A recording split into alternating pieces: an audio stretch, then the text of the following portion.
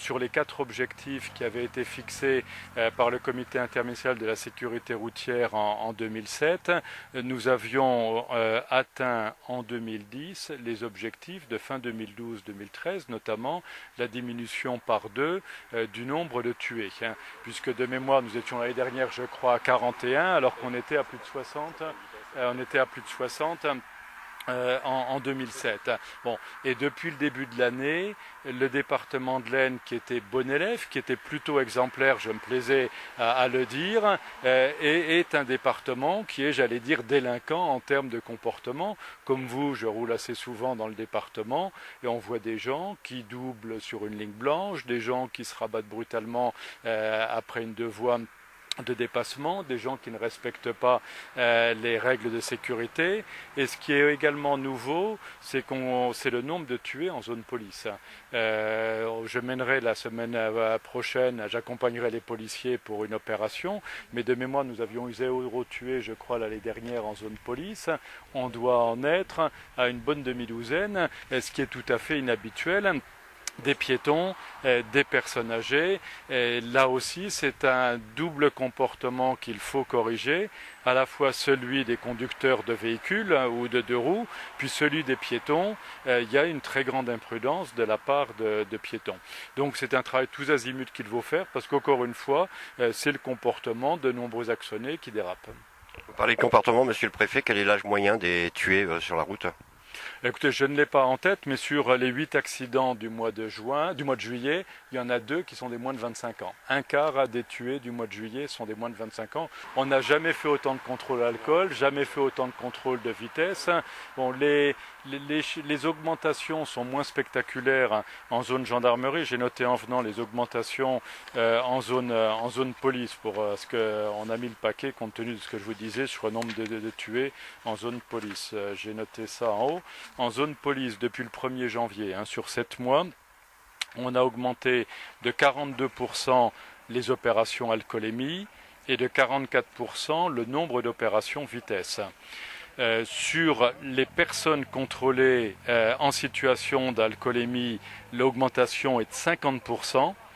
Les personnes contrôlées, 24% d'augmentation des dépistages positifs. Donc en zone police, le pourcentage à retenir, c'est 24% de dépistage positif alcool en plus. Et pour les opérations vitesse, on a en zone police, donc en ville, une augmentation de 95% des infractions moins de 50 km/h. On n'a pas en ville, où c'est exceptionnel, des plus de 50 km/h, l'augmentation est forte en zone gendarmerie. Mais 95% est quasi doublement des infractions à moins de infractions vitesse à moins de 50 km/h. Je vous dis, on a l'impression qu'il y a un relâchement complet d'une partie des conducteurs dans l'Aisne, malgré le nombre d'accidents blessés. Vous accordez une large couverture médiatique, on ne peut pas dire que les gens ne sont pas informés des accidents mortels qui se produisent, et malgré ça, je ne note pas d'évolution du comportement des usagers. Donc il faut continuer le message. On l'avait vu l'année dernière, on avait eu un très mauvais premier semestre, on avait rétabli complètement la situation au deuxième et très bien terminé l'année au total.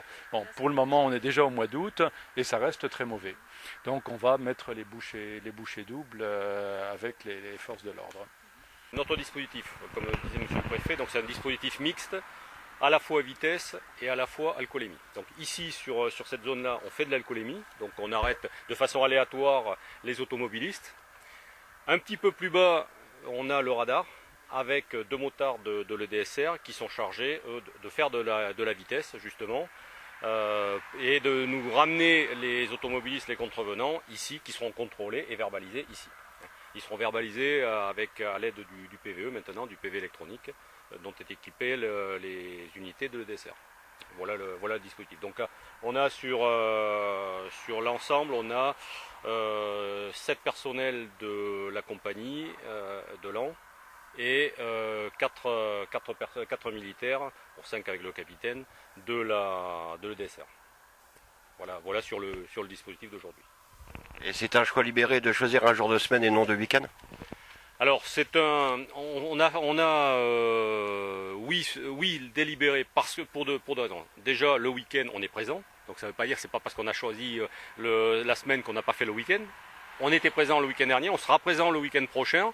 Mais on s'aperçoit aussi qu'effectivement, pour la zone gendarmerie uniquement, parce que là je ne parlerai pas pour la zone police que je ne connais malheureusement pas, mais pour la zone gendarmerie, il est évident que votre question n'est pas anodine, puisqu'on s'aperçoit que nos accidents sont plus le week-end à partir du vendredi, samedi, dimanche. C'est là où on enregistre malheureusement le plus d'accidents. Mais on s'aperçoit qu'en semaine, c'est pas anodin non plus, parce que notamment sur l'alcoolémie, on s'aperçoit qu'on a quand même pas mal d'alcoolémie sur la semaine. Donc c'est une opération qui vient en complément des opérations que l'on fait le week-end. Puisque là maintenant on est présent sur la route avec les grands départs et les grands retours, on est présent sur la route tous les week-ends. On voit bien, si vous voulez, que les accidents, les morts et les blessés tombent malheureusement n'importe quel jour de la semaine, même s'il y a une surfréquence pendant le week-end, comme le dit le colonel Grillet. On peut se tuer n'importe quel jour, on peut se tuer en fin d'après-midi en rentrant chez soi. Depuis le début de l'année, de mémoire, on a eu au moins 2, si ce n'est 3 accidents mortels de personnes qui étaient sur le trajet banal, travail-domicile, qui rentraient sans doute l'esprit tranquille et qui ont commis l'imprudence qui leur a été fatale.